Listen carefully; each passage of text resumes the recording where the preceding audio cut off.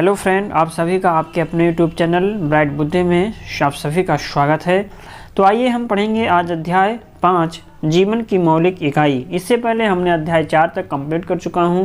ये NCERT class 9th की विज्ञान की बुक की एनालिसिस हम यहां पर कर रहे हैं।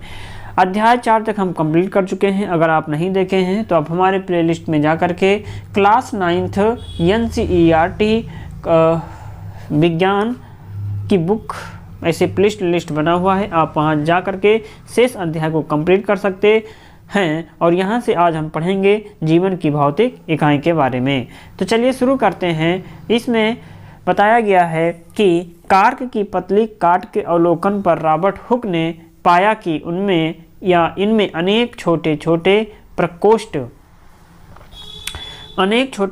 प्रकोष्ठ जिसकी संरचना मधुमक्खी के छत्ते जैसी प्रतीत होती है। कार्क एक पदार्थ है जो वृक्ष की छाल से प्राप्त होता है। सन 1665 में हुक ने इसे स्वनिर्मित सूक्ष्मदर्शी से देखा था। रॉबर्ट हुक ने इन प्रकोष्ठों को कोशिका कहा।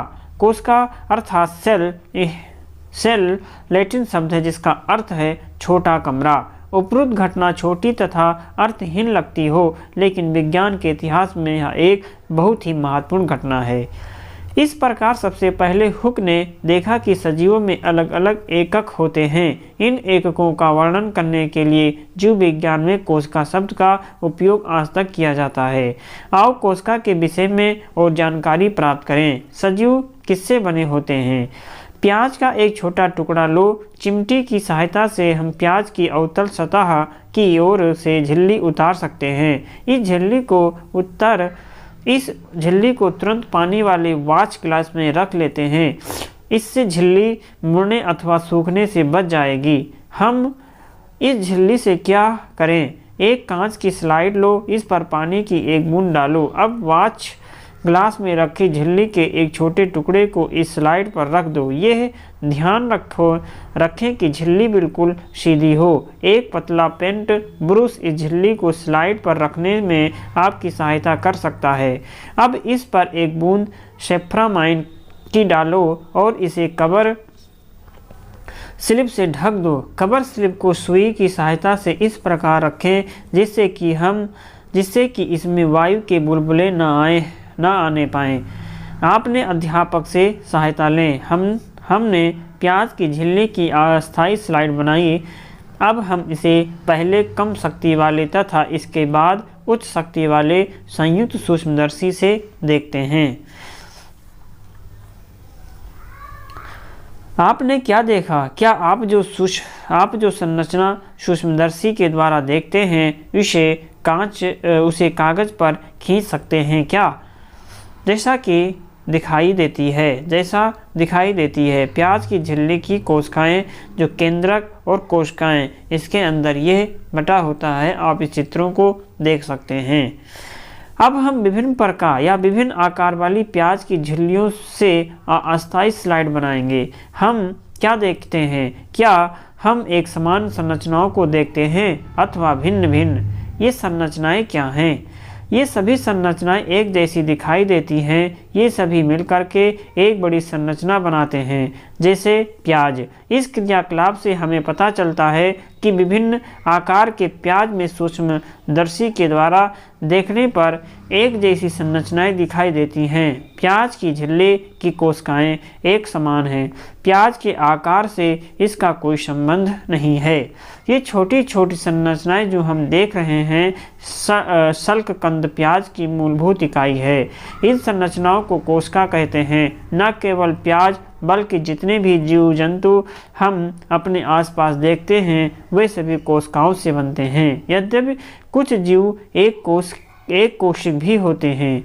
आवर्धिक लेंस की खोज के बाद सूक्ष्मदर्शी का आविष्कार संभव हो सका। ये पता चला है कि एकमात्र कोशिका स्वयं में ही एक संपूर्ण जीव जैसे अमीबा, क्लेमिडोमोनास पैरामीशियम, बैक्टीरिया हो सकती है। इन सजीवों को एक कोशिक जीव कहते हैं और इसके अतिरिक्त बहुकोशिक जीवों में अनेक कोशिकाएं समाहित होकर के भिन्न भिन्न कार्यों को संपन्न करने हेतु विभिन्न अंगों का निर्माण करती हैं।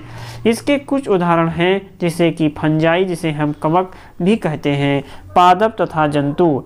क्या हम कुछ और एक कोशिकीय जीवों के विषय में बता सकते हैं या पता कर सकते हैं? प्रत्येक बहुकोशिक जीव एक कोशिक से ही विकसित हुआ है। मतलब कि बहुत सारे जो बहुकोशिक होते हैं वो जीव एक कोशिका से ही विकसित हुआ। कैसे? कोशिकाएं विभाजित होकर के अपने ही जैसी कोशिकाएं बनाती हैं और इस प्रकार सभी कोशिकाएं अपने पूर्ववर्ती कोशिकाओं से उत्पन्न होती हैं। जीवन की मौलिक इकाई। इसे भी जानना बहुत जरूरी ये है कि कोशिका का सबसे पहले पता रॉबर्ट हुक ने 1665 में लगाया था। उसने कोशिका को कार्क की पतली काट में अनगढ़ सूक्ष्मदर्शी की सहायता से देखा। लुबेनहाक जो 1674 में लुबेनहाक ने सबसे पहले उन्नत सूक्ष्मदर्शी से तालाब के जल में स्वतंत्र रूप से जीवित कोशिकाओं का पता लगाया। रॉबर्ट ब्राउन ने 1831 में कोशिका में केंद्रक का पता लगाया था। अर्थात जो केंद्रक का पता लगाने वाले थे ये रॉबर्ट ब्राउन थे 1831 ईस्वी में, लेकिन लुबेनहाक 1774 ने सबसे पहले सूक्ष्मदर्शी से तालाब के जल में स्वतंत्र रूप से जीवित कोशिकाओं का पता लगाया था। J.E. पुरकुंज ने 1839 में कोशिका में स्थित तरल जैविक पदार्थ को जीव द्रव्य का नाम दिया। अर्थात यहाँ पे पुरकुंजे ने कि 1839 में कोशिका में स्थित तरल जैविक पदार्थ होता है जिसे हम जीव द्रव्य के नाम से जानते हैं। दो जीव वैज्ञानिक यम स्लीडन 1838 तथा टी स्वाइन जो 1839 ने कोशिका सिद्धांत के विषय में बताया।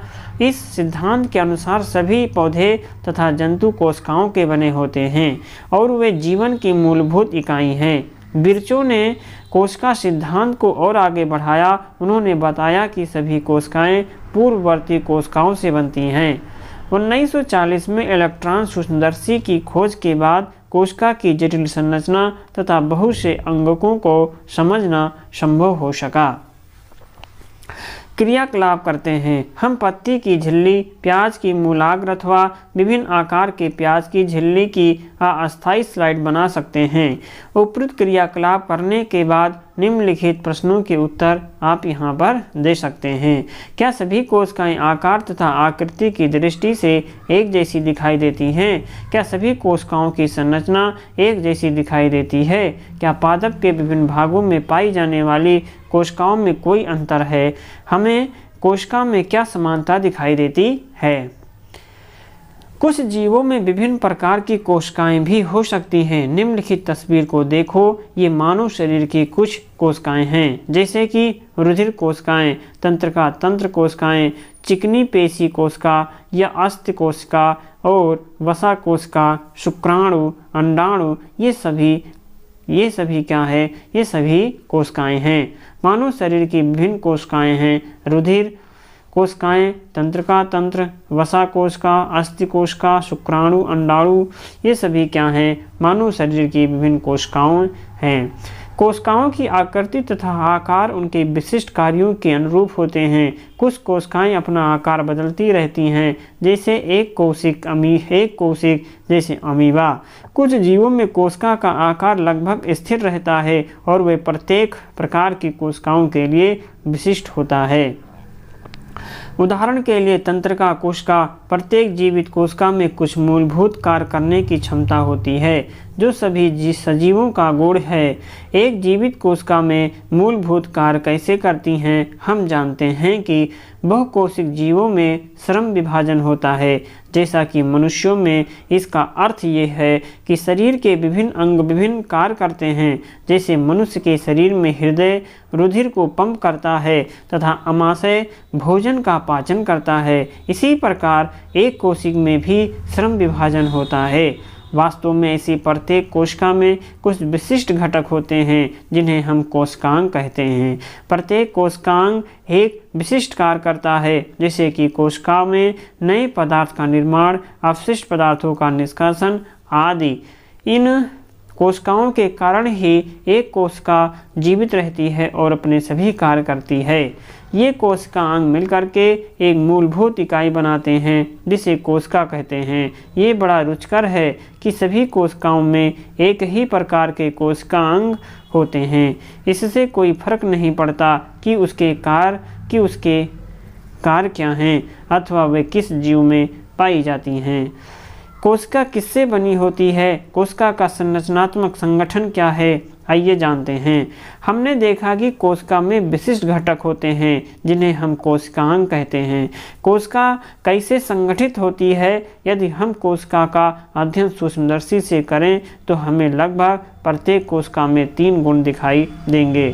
प्लाज्मा झिल्ली, केंद्रक और कोशिका द्रव, ये 3 चीज़ें दिखाई देती हैं। कोशिका के अंदर होने वाले समस्त क्रियाकलाप तथा उसकी बाह्य पर्यावरण से पारस्परिक क्रियाएं इन्हीं गुणों के कारण संभव हैं। आओ देखें कैसे। प्लाज्मा झिल्ली अथवा कोशिका झिल्ली, ये कोशिका में पाया जाता। तो कोशिका में 3 चीज़ें पाई जाती हैं, 3 गुण दिखाई देते हैं। नंबर 1 है प्लाज्मा झिल्ली, दूसरा है केंद्रक, तीसरा है कोशिका द्रव। तो आइए हम एक एक करके बात करते हैं। सबसे पहले प्लाज्मा झिल्ली अथवा कोशिका झिल्ली के बारे में। ये कोशिका की सबसे बाहरी परत है जो कोशिका के घटकों को बाहरी पर्यावरण से अलग करती है। प्लाज्मा झिल्ली कुछ पदार्थों को अंदर अथवा बाहर आने जाने देती है। ये अन्य पदार्थों की गति को भी रोकती है। कोशिका झिल्ली को इसलिए वर्णनात्मक पारगम झिल्ली कहते हैं। कोशिका में पदार्थों की गति कैसे होती है? पदार्थ कोशिका से बाहर कैसे आते हैं? कुछ पदार्थ जैसे कार्बन डाइऑक्साइड अथवा ऑक्सीजन कोशिका झिल्ली के आर पार विसरण प्रक्रिया के द्वारा आ जा सकते हैं।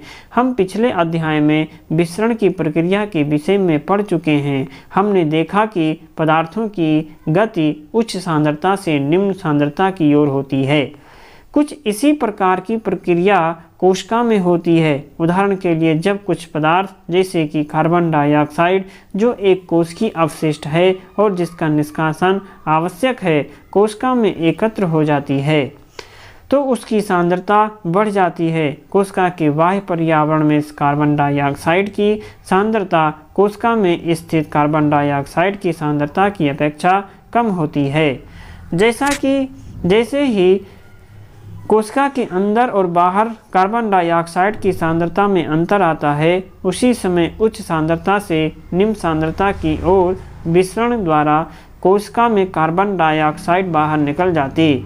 इसी प्रकार जब कोशिका में ऑक्सीजन की सांद्रता कम हो जाती है तो O2 बाहर से कोशिका में विसरण के द्वारा अंदर चली जाती है।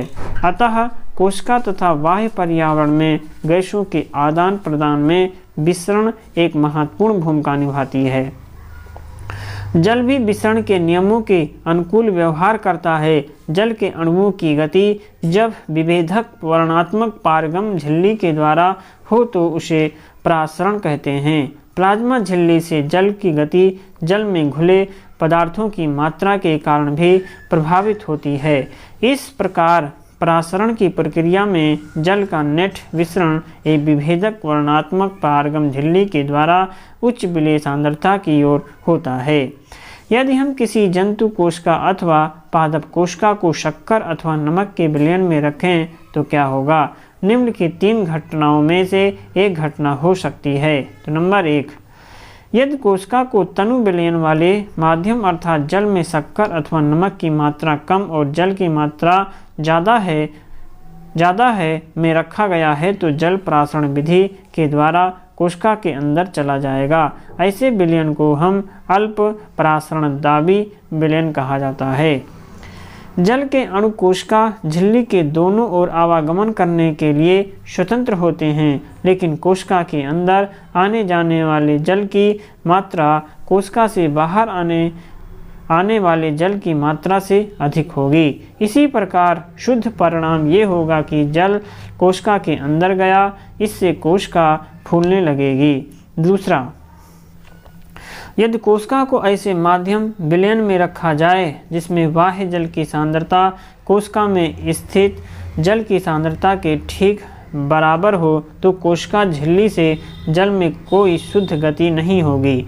ऐसे विलयन को समपराशरी विलयन कहते हैं।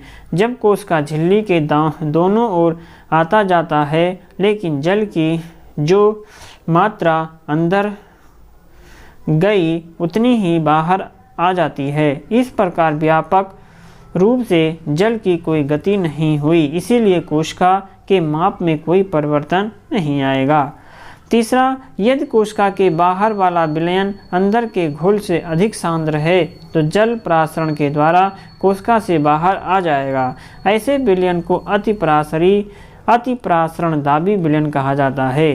पुनः जल कोशिका झिल्ली के दोनों ओर आ जा सकता है, लेकिन इस स्थिति में कोशिका से अधिक जल बाहर आएगा और कम जल अंदर जाएगा, इसीलिए कोशिका सिकुड़ जाएगी।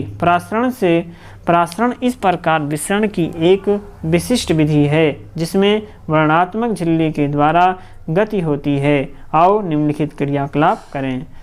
अंडे से प्रासरण। अंडे को तनु हाइड्रोक्लोरिक अम्ल में डाल करके उसके कवच को हटाओ। इसका कवच अधिकांशतः कैल्शियम कार्बोनेट का बना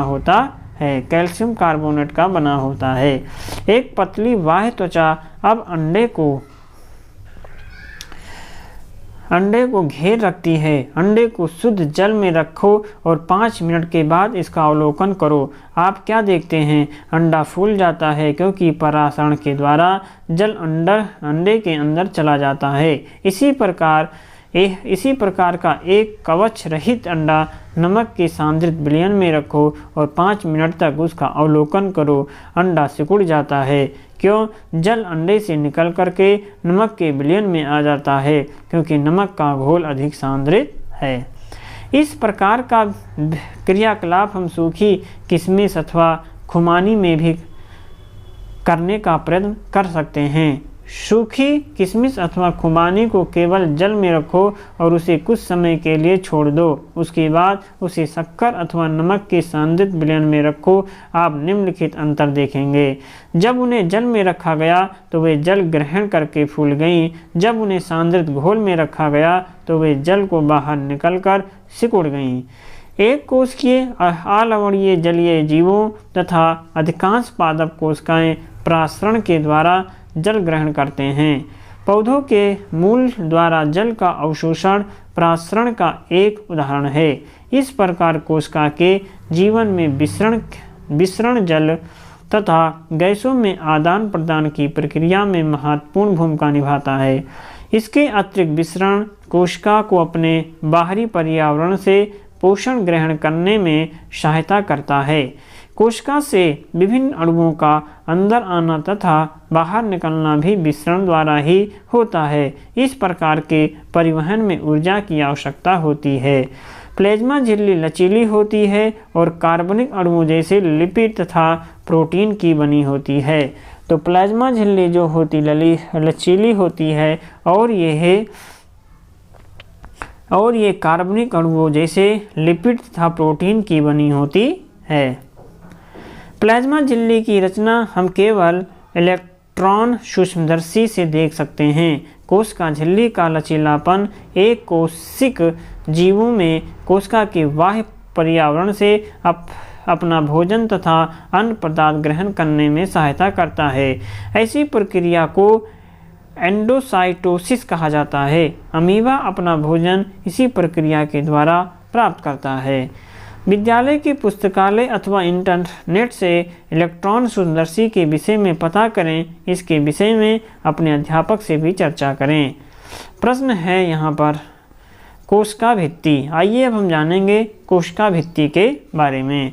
पादप कोशिकाओं में प्लाज्मा झिल्ली के अतिरिक्त कोशिका भित्ति भी होती है। पादप कोशिका भित्ति पादप कोश का भित्ति मुख्यतः सेलुलोज की बनी होती है। सेलुलोज एक बहुत जटिल पदार्थ है और ये पौधों को संरचनात्मक दृढ़ता प्रदान करता है। जब किसी पादप कोशिका में परासरण के द्वारा पानी की हानि होती है तो कोशिका झिल्ली सहित आंतरिक पदार्थ संकुचित हो जाते हैं और इस घटना को जीवद्रव्य कुंचन कहते हैं। हम इस पर घटना को निम्न क्रियाकलाप के द्वारा भी देख सकते हैं। रियो की पत्ती की झिल्ली को पानी में रख करके एक स्लाइड बनाओ। इसे उच्च शक्ति वाले सूक्ष्मदर्शी से देखो। छोटे छोटे हरे कण दिखाई देंगे। इन्हें क्लोरोप्लास्ट कहते हैं। इनमें एक हरा पदार्थ होता है जिसे हम क्लोरोफिल कहते हैं। इस स्लाइड पर शक्कर अथवा नमक का सांद्र विलयन डालो। 1 मिनट प्रतीक्षा करो और इसे सूक्ष्मदर्शी से देखो। हम क्या देखते हैं? अब रियो की पत्तियों को कुछ मिनट तक जल में उबालो। इससे पत्तियों की सभी कोशिकाएं मर जाएंगी। अब एक पत्ते का स्लाइड पर रखो और उसे सूक्ष्मदर्शी से देखो। स्लाइड पर रखी इस पत्ती पर शक्कर अथवा नमक का सांद्र विलयन डालो। 1 मिनट प्रतीक्षा करो और पुनः सूक्ष्मदर्शी से देखो। हम क्या देखते हैं? क्या अब जीवद्रव्य कुंचन हुआ? इन क्रियाकलाप से क्या निष्कर्ष निकलता है? इससे पता चलता है कि केवल जीवित कोशिकाओं में ही परासरण के द्वारा जल अवशोषण की क्षमता होती है, न कि मृत कोशिकाओं में।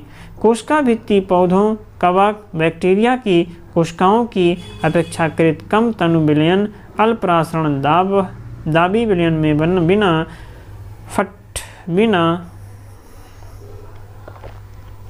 बिना फटे बनाए रखती हैं। ऐसे माध्यम से कोशिका परासरण विधि द्वारा पानी लेती हैं और कोशिका फूल जाती हैं और कोशिका भित्ति के अंदर दबाव डालता है। कोशिका भित्ति भी फूल जाती है। फूली हुई कोशिका के पृष्ठ समान रूप से दबाव डालती है। कोशिका भित्ति के कारण पादप कोशिकाएं परिवर्तनीय माध्यम को जंतु कोशिकाओं की अपेक्षा आसानी से सहन कर सकती हैं। आइए जानते हैं केंद्रक के बारे में। आइए हम केंद्रक के बारे में पढ़ते हैं। या आपको याद होगा कि हमने प्याज की झिल्ली की अस्थायी स्लाइड बनाई थी। हमने इस झिल्ली पर आयोडीन की बूंद डाली थी। क्यों? यदि हम बिना आयोडीन के स्लाइड देखें तो हम क्या देखेंगे? प्रयत्न करो और देखो कि क्या अंतर है। जब हमने आयोडीन का घोल डाला तो क्या प्रत्येक कोशिका समान रूप से रंगीन हो गई? कोशिका के विभिन्न भाग रासायनिक संगठन के आधार पर विभिन्न रंग से रंग जाते हैं। कुछ क्षेत्र अधिक गहरे रंग के प्रतीत होते हैं तथा कुछ कम। कोशिका को रंगने के लिए हम आयोडीन विलयन के अतिरिक्त सेफ्रॉनिन अथवा मैथिलीन ब्लू विलयन का भी उपयोग कर सकते हैं।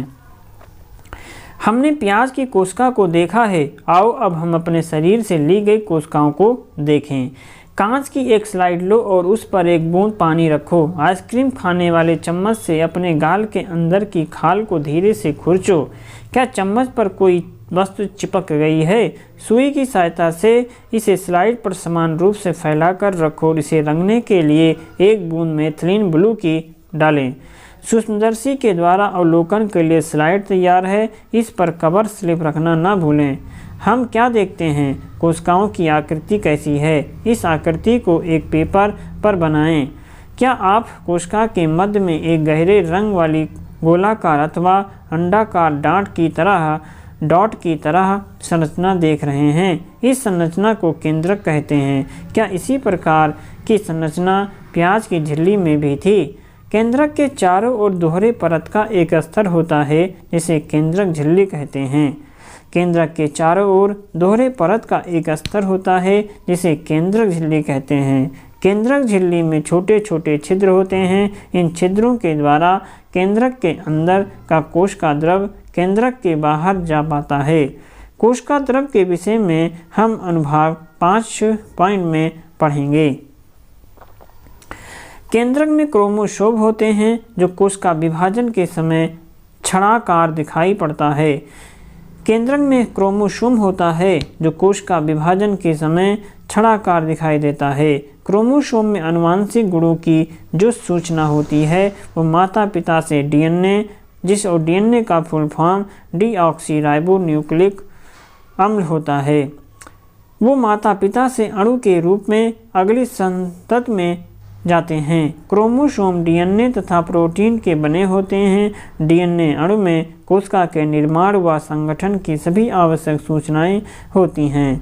डीएनए के क्रियात्मक खंड को जीन कहते हैं। जो कोशिका विभाजन नहीं हो रही होती है उसमें ये डीएनए क्रोमैटिन पदार्थ के रूप में विद्यमान रहता है।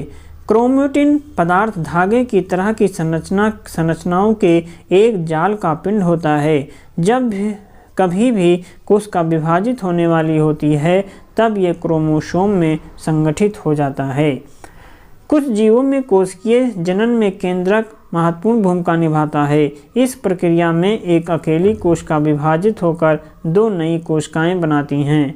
ये कोशिका के विकास व परिपक्वपन को निर्धारित करता है तथा साथ ही सजीव कोशिका की रासायनिक क्रियाओं को भी निर्देशित करता है।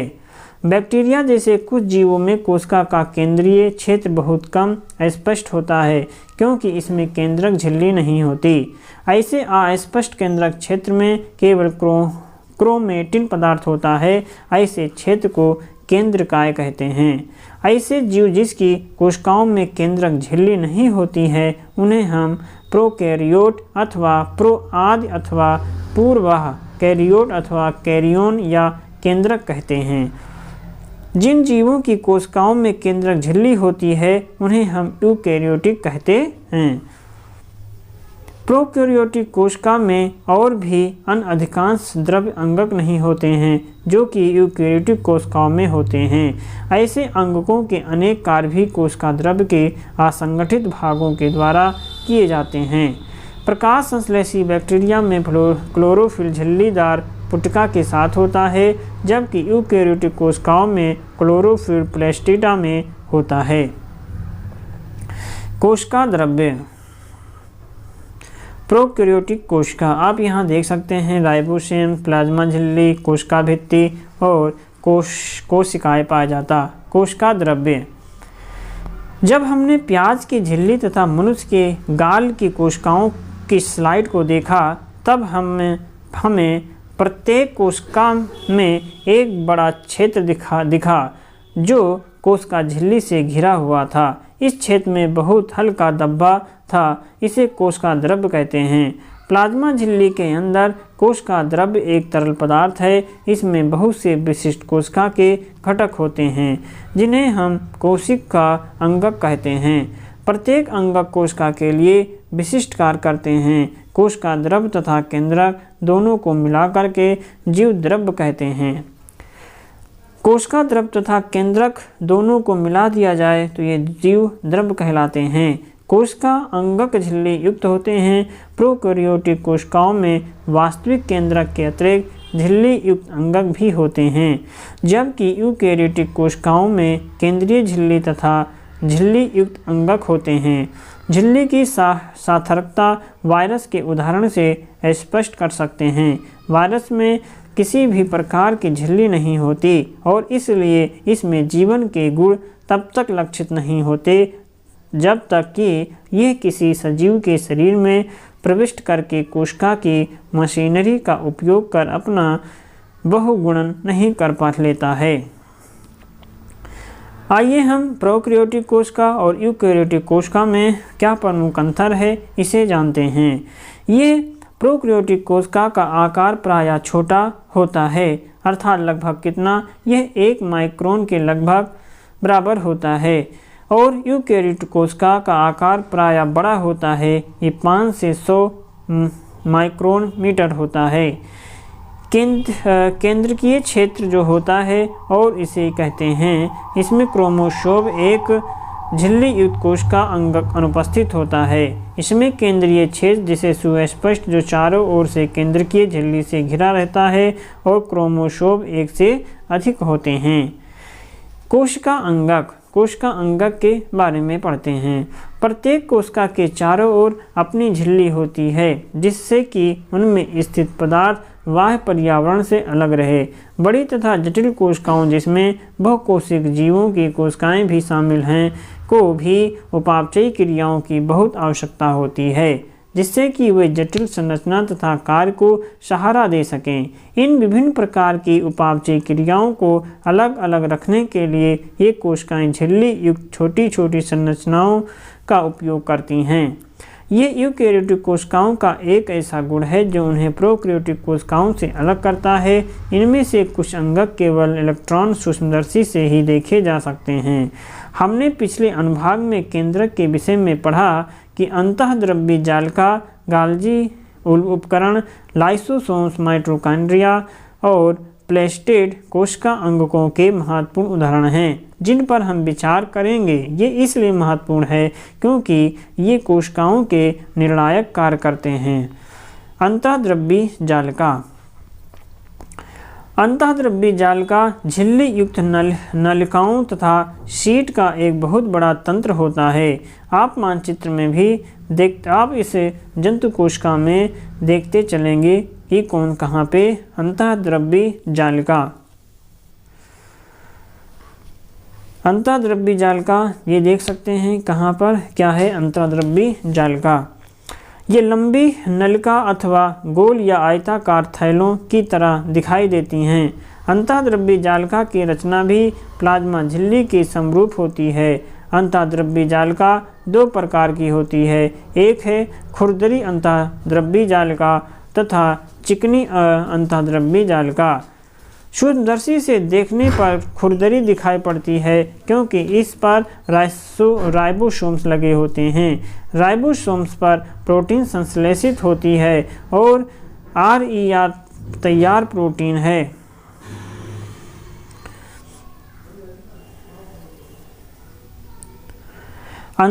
खुरदरी अंतःद्रव्यी जालिका जो है ये प्रोटीन को आवश्यकता अनुसार ER के द्वारा कोशिका के अन्य भागों में भेज देती हैं। SER अथवा लिपिड। SER का मतलब हुआ चिकनी अंतःद्रव्यी जालिका वसा अथवा लिपिड अणुओं के बनाने में सहायता करती हैं। ये कोश की क्रियाओं के लिए बहुत महत्वपूर्ण हैं। कुछ प्रोटीन तथा वसा कोशिका झिल्ली को बनाने में सहायता करते हैं। इस प्रक्रिया को झिल्ली जीवात जनन कहा जाता। कुछ अन्य प्रोटीन तथा वसा एंजाइम्स एवं हार्मोन की भांति कार्य करते हैं। यद्यपि विभिन्न कोशिकाओं में ER भिन्न रूप में दिखाई देता है परंतु सदैव एक जालिका तंत्र का निर्माण करता है। मानचित्र में देख सकते हैं कि प्लाज्मा झिल्ली तारक केंद्र कहाँ पर है। लाइसोसोम्स और राइबोसोम्स माइटोकॉन्ड्रिया देख सकते हैं। खुरदरी अंतःद्रव्यी जालिका और कोशिका द्रव्य यहाँ पे जो दिखाई दे रहा है ये कोशिका द्रव्य है। केंद्रक बीचों बीच में, केंद्रीय झिल्ली जो है ये इसके साइड में पाया जाता। चिकनी अंतःद्रव्यी जालिका और गाल्जिकाएँ भी आप देख सकते हैं जो इस संरचना में बना हुआ है। इस प्रकार ER का एक कार्य कोशिका द्रव्य के विभिन्न क्षेत्रों के मध्य अथवा कोशिका द्रव्य के विभिन्न क्षेत्रों तथा केंद्रक के मध्य पदार्थ के परिवहन के लिए नलिका के रूप में कार्य करना है। ER कोशिका का कुछ जैव रासायनिक क्रियाओं के लिए कोशिका द्रव्य ढांचे का कार्य भी करती हैं। एक वर्ग में जंतुओं जिन्हें कशेरुकी भी कहा जाता है। अध्याय 7 देखें। यकृत की कोशिकाओं में SER अर्थात चिकनी अंतःद्रव्यी जालिका दवा को निरावशीकरण करने में महत्वपूर्ण भूमिका निभाता है। गाल्जिकाएँ कैमिलो गाल्जी के द्वारा वर्णित गाल्जी उपकरण झिल्ली युक्त चपटी पुटिकाओं का एक तंत्र है जो एक दूसरे के ऊपर समानांतर रूप से सजी रहती हैं जिन्हें कुंडिका कहा जाता। इन झिल्लियों का संपर्क ER झिल्लियों से होता है और इसलिए जटिल कोशिकाएं या कोशिकीय झिल्ली तंत्र के रूप में या तंत्र के दूसरे भाग को बनाती हैं। हरित लवक आप मानचित्र में देख सकते, आप चित्रों के माध्यम से ये पादप कोशिका का पादप कोशिका का चित्र है। आप इसे यहाँ पर देख सकते हैं, स्क्रीनशॉट भी ले सकते हैं। और यहाँ पर ER में संश्लेषित पदार्थ गाल्जी उपकरण में पैक किए जाते हैं और इन्हें कोशिका के बाहर तथा अंदर विभिन्न क्षेत्रों में भेज दिया जाता। इस कार्य में शामिल हैं पुटिका में पदार्थों का संचयन, रूपांतरण, बंद करना, कुछ परिस्थिति में गाल्जी काय में सामान्य शक्कर से जटिल शक्कर बनाती है। गाल्जी काय उपकरण के द्वारा लाइसोसोम्स का भी बनाया जाता है। लाइसोसोम्स संरचनात्मक दृष्टि से लाइसोसोम्स में झिल्ली से घिरी हुई संरचना होती है जिनमें पाचक एंजाइम्स होते हैं। RER इन एंजाइमों को बनाते समय लाइसोसोम्स कोशिका का अवशिष्ट निपटाने वाला तंत्र है। ये बाहरी पदार्थ एवं कोशिका अंगकों के टूटे फूटे भागों को पाचित करके कोशिका को साफ करते हैं। कोशिका के अंदर आने वाले बाहरी पदार्थ जैसे बैक्टीरिया अथवा भोजन तथा पुराने अंगक लाइसोसोम्स में चले जाते, जो उन्हें छोटे छोटे टुकड़ों में तोड़ देता है। लाइसोसोम्स में बहुत शक्तिशाली पाचनकारी एंजाइम्स होते हैं जो जटिल पदार्थों को सरल पदार्थों में तोड़ते हैं। कोशिकीय चयापचय में व्यवधान के कारण जब कोशिका या मृत्यु हो जाती है तो लाइसोसोम फट जाते हैं और एंजाइम्स अपनी ही कोशिकाओं को पाचित कर देते हैं। इसीलिए लाइसोसोम्स को कोशिका की आत्मघाती थैली भी कहते हैं। कैमिलो गाल्जी काय का जन्म 7 जुलाई 1883 को ब्रैक्सिको के समीप कोर्टनो में हुआ था। उन्होंने पाविका विश्वविद्यालय से मेडिसिन का अध्ययन किया। 1865 में स्नातक के बाद उन्होंने पाविया के सेंट मेटियो के अस्पताल में अध्ययन जारी रखा। उस समय उनकी सारी खोज तंत्र से संबंधित थी। 1872 में उन्होंने एबिया ट्रेगेशो के एक दीर्घकालिक रोग के अस्पताल में मुख्य चिकित्सक पदाधिकारी का पदभार ग्रहण किया। उन्होंने सबसे पहले अपनी खोज इस अस्पताल के किचन में तंत्र पर की। उन्होंने इस छोटी सी किचन को प्रयोगशाला बना लिया था।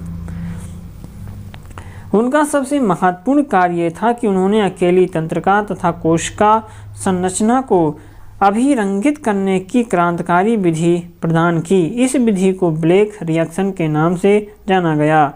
इस विधि में उन्होंने सिल्वर नाइट्रेट के तनु घोल का उपयोग किया और विशेषतः यह कोशिकाओं की कोमल शाखाओं की प्रक्रियाओं का मार्ग पता लगाने में महत्वपूर्ण था। सारा जीवन वे इसी दिशा में कार्य करते रहे और इस विधि में सुधार करते रहे। गाल्जी ने अपने शोध के लिए उच्चतम उपाधि तथा पुरस्कार प्राप्त किए। सन 1960 में उन्होंने सैंटियागो रेमिनो काजाल के साथ संयुक्त रूप से तंत्रिका तंत्र की संरचना कार्य के लिए नोबेल पुरस्कार से सम्मानित किया गया। माइटोकॉन्ड्रिया कोशिका का ही बिजली घर कहा जाता। माइटोकॉन्ड्रिया जो है ये दोहरी झिल्ली की बनी होती है। बाहरी झिल्ली छिद्रित होती है, भीतरी झिल्ली बहुत अधिक वलित होती है। ये वलय एटीपी बनाने वाली रासायनिक क्रियाओं के क्षेत्र को कड़ा बनाती हैं, मतलब कि रासायनिक क्रियाओं के क्षेत्र को बड़ा बनाती हैं।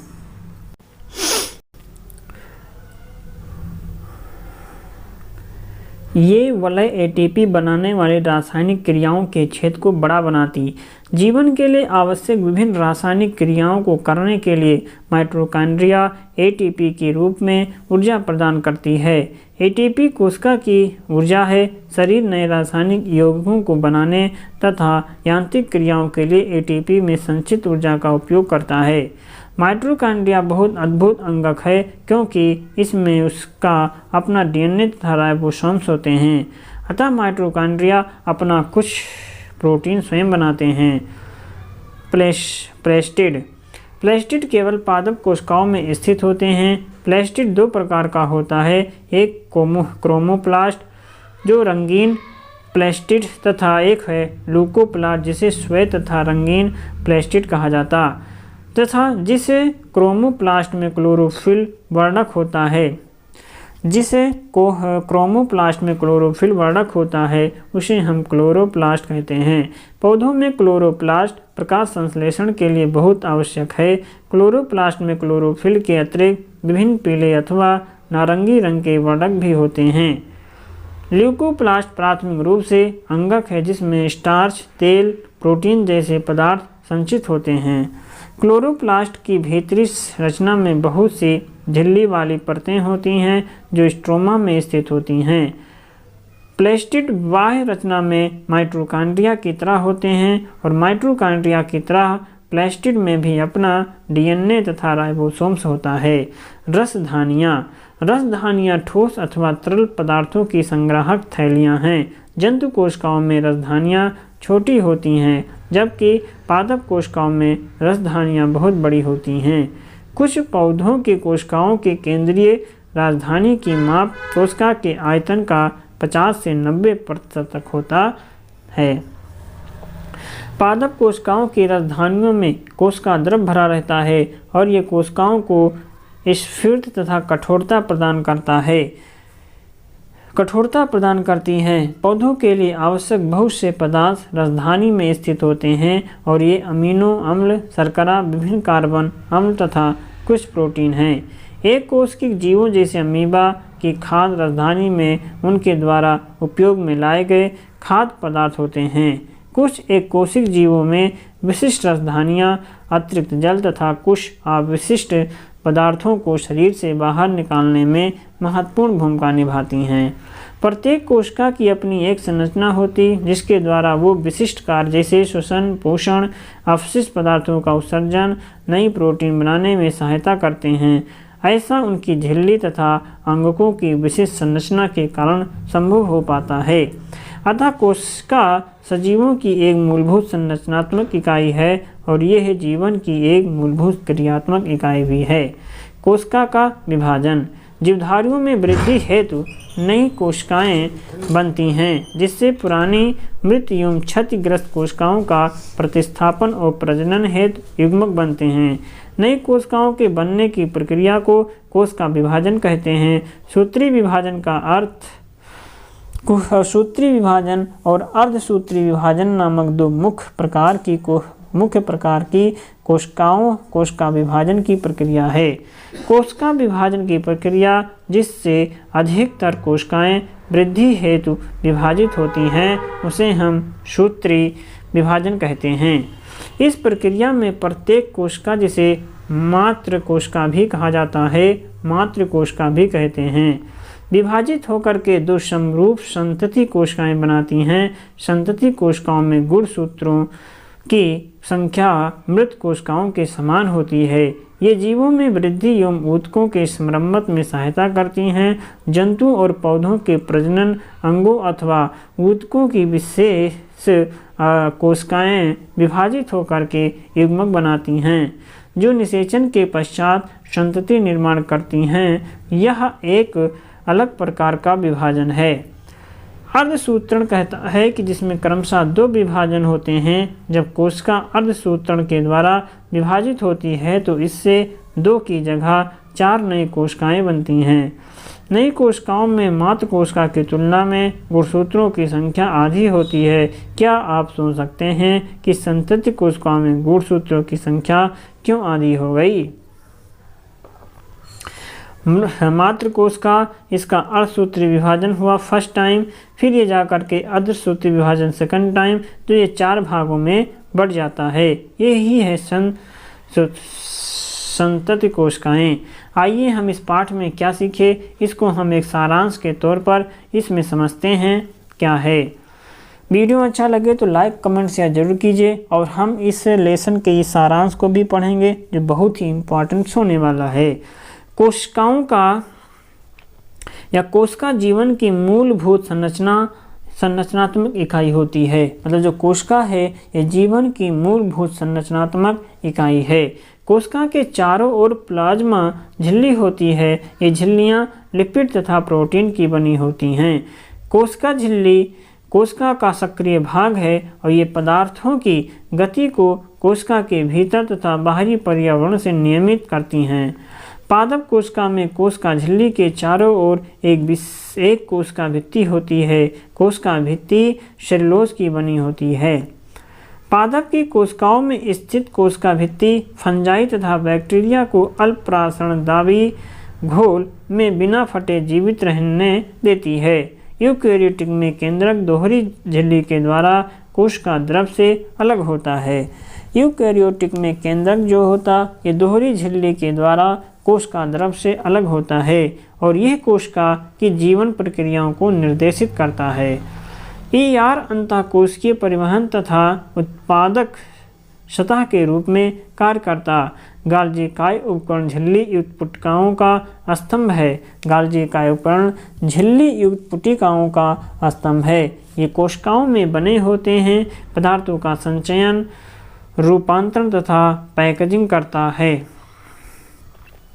अधिकांश पादप कोशिकाओं में झिल्ली युक्त अंगक जैसे प्लास्टिड होते हैं और ये दो प्रकार के होते, एक क्रोमोप्लास्ट, दूसरा ल्यूकोप्लास्ट। क्रोमोप्लास्ट जिसे क्लोरोफिल होता है उन्हें हम क्लोरोप्लास्ट कहते हैं। ये प्रकाश संश्लेषण करते हैं। ल्यूकोप्लास्ट का प्राथमिक कार्य संचय करना है। ल्यूको अधिकांश परिपक्व पादप कोशिकाओं में एक बड़ी केंद्रीय रसधानी होती है। ये कोशिका की स्फूर्ति को बनाए रखती है और ये अवशिष्ट पदार्थ सहित महत्वपूर्ण पदार्थों का संचयन करती है। प्रोकैरियोटिक कोशिकाओं में कोई भी झिल्ली युक्त अंगक नहीं होता। उनके क्रोमोसोम के स्थान पर न्यूक्लिक अम्ल होता है और उनमें केवल छोटे जीवधारियों में उनमें केवल छोटे राइबोसोम्स अंगक के रूप में होते हैं। जीवधारियों में कायिक वृद्धि हेतु कोशिकाएं विभाजित होती हैं। इसी के साथ ये अभ्यास आ गया है। वीडियो अच्छा लगे तो लाइक, कमेंट, शेयर जरूर कीजिए अपने हित मित्र दोस्तों के साथ। तो हम मिलेंगे एक नए अध्याय में। तब तक आप पढ़ते रहें, मस्त रहें। नमस्कार।